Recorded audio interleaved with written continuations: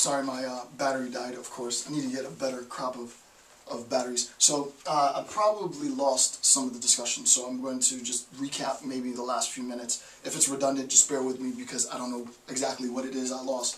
But with respect to the epistemological access to the essence aspect distinction, there isn't a means in which the moral law can access the essential aspects of the individual. The only thing that can be accessed is what is presented. So, as I said before, hopefully that made it. As I said before, the individual recognizes that there's at least two levels of deception at play here.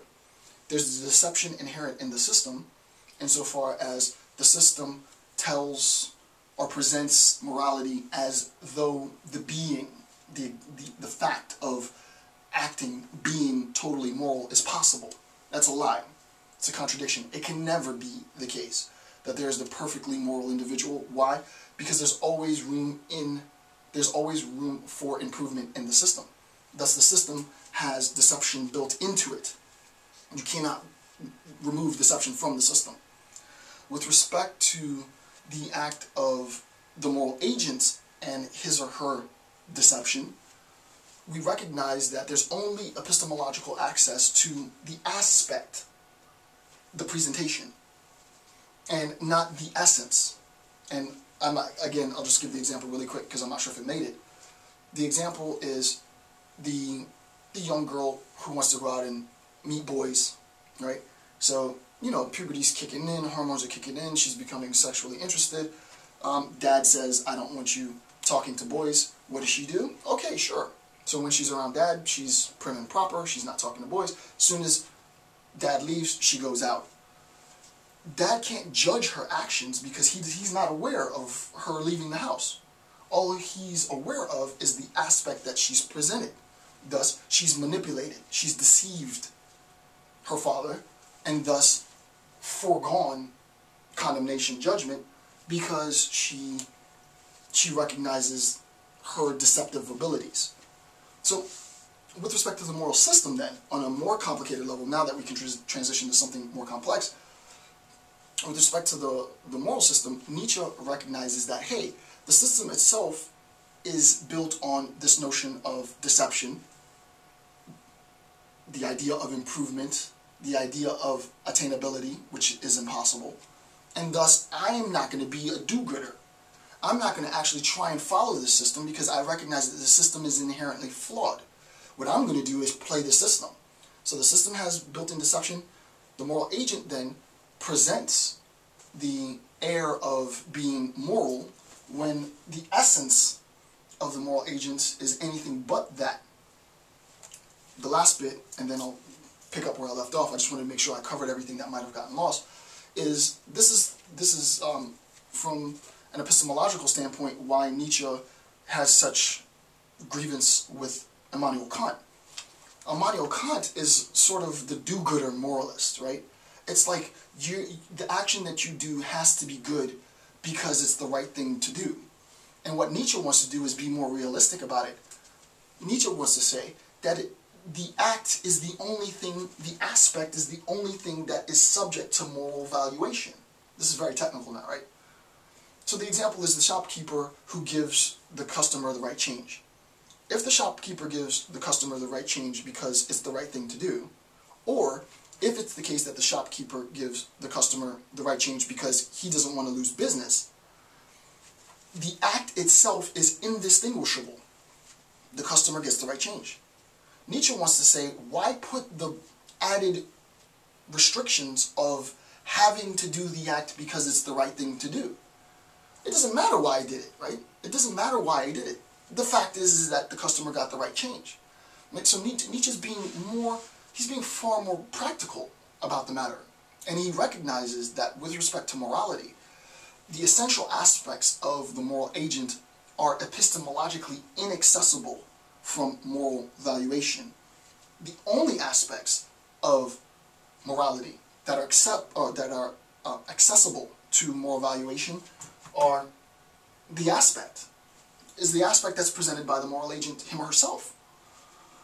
This aspect, which is presented, is completely subject to the deceptive willingness of the moral agent. I can deceive you. I want you to think that I'm a good guy.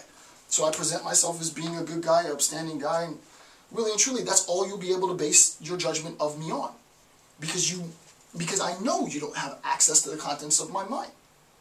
As I said before, the product of my labor is this lecture series. But if many of you knew what it was that I had to do, maybe not had to do, but chose to do in order to prep myself to do this, you'd be like, I don't want to watch these lecture series because it's informed by things that he economized that weren't of the noblest form. Right?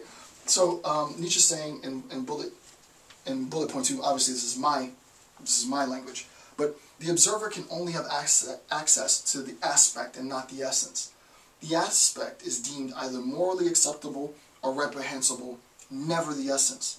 We don't have epistemological access to the essence. Hence, to answer the question, twofold level of deception within any moral system. You have the intelligent moralist who presents the image of acting morally when in fact they are immoral, and we don't mean immoral in a bad guy sense, right? Immorality in the Nietzschean sense, the sense in which I recognize that the standards of judgment are themselves subjective and full of deception, and I refuse to conform literally, essentially, to that system. I'll present myself in conformity to sort of maintain social appearance, but the truth is that I don't ascribe to any of it, right? Hence the power. So number 3, punishment does not, and this is important, right? Punishment does not expiate. Forgiveness does not extinguish. What is done is not undone. Because you punish someone, right? Because an individual committed an act. This is very important, right?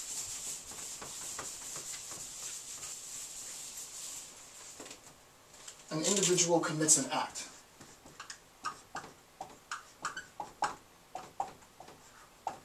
An individual commits an act, and that act is morally reprehensible.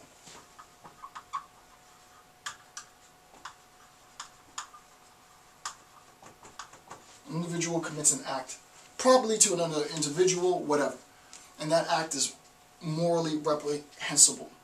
Nietzsche wants to go further and puts another layer of deception in the system. The system tells you that we'll punish the bad guys.